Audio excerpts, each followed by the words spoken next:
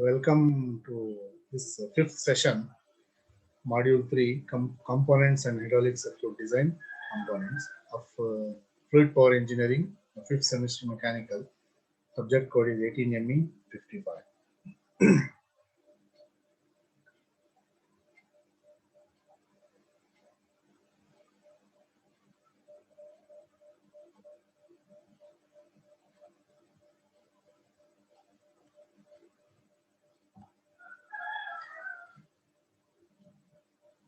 So these are the course outcomes. Visualize how a hydraulic or pneumatic circuit will work to accomplish the function. Design an appropriate hydraulic or pneumatic circuit or combination circuit like electrohydraulics, electropneumatics for a given application. Select and size the different components of the circuit. Develop a comprehensive circuit diagram by integrating the components selected for the given application. These are the contents of this session. Control of single acting hydraulic cylinder, control of double acting hydraulic cylinder, and regenerative circuit. Three topics will be discussed in this session. So this figure shows control of a single acting cylinder, single acting hydraulic cylinder.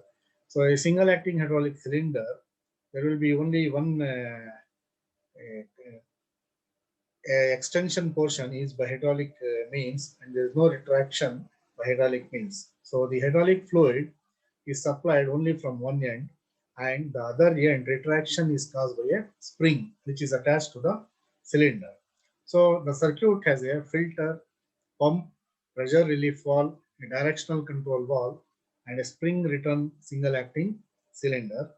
So in operation, with a cylinder in normally retracted position under spring pressure when the valve is openly operated manually. So the pressure port opens, the pump flow is directed to the piston end of the cylinder and causes extension of cylinder. So the fluid flows from the inlet and pushes the cylinder from left to right. This causes extension of the cylinder. So then once the extension is achieved, pressure relief valve opens out and flow starts to pass through the PRV, the bypass line. So when the directional control valve is deactuated, the pressure port is blocked and the oil from the piston end of cylinder is routed to tank line. So in this way, the cylinder starts retracting under spring pressure and the oil flows back to the tank.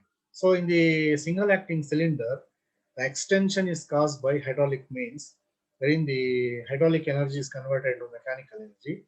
The retraction is by spring pressure. There is no hydraulic oil. By retracting under spring pressure, oil flows back to the tank. So in this way, the single acting, this is the function of a single acting hydraulic cylinder. See?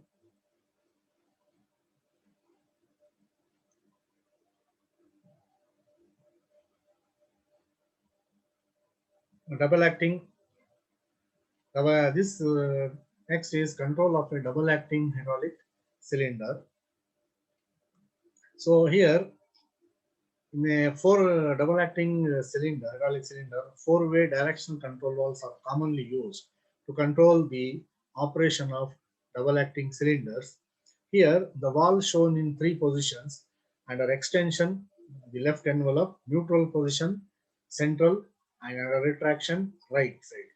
With the envelope in neutral position, the pump flow will continuously flow back to the tank through the directional control valve. Hence, with this, the actuator and the pump are not pressurized.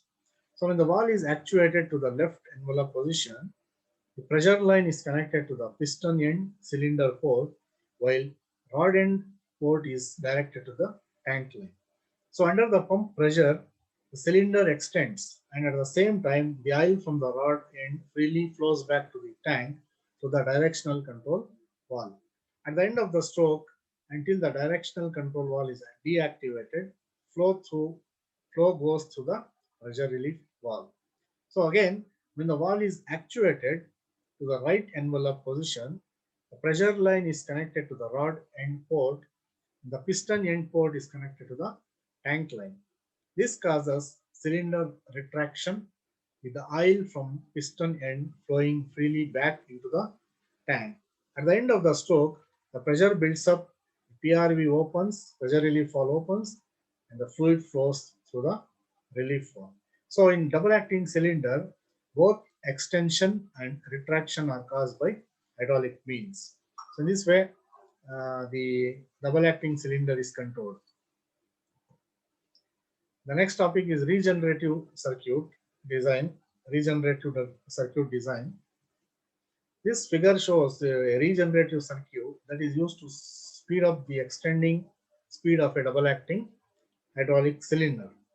Here, the pipelines to both ends of the hydraulic cylinder are connected in parallel, and that one of the ports of the four-way valve is blocked.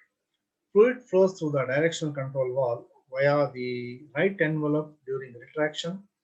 In this mode, fluid from the pump bypasses the DCV, that is directional control valve, and enters the rod end of the cylinder.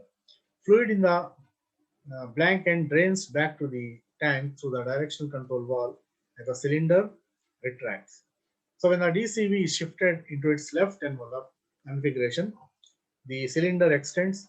The speed of extension is greater than that for a regular double acting cylinder because flow from the rod end regenerates with pump flow to provide a total flow rate which is greater than the pump flow rate the blank end of the cylinder. Thank you.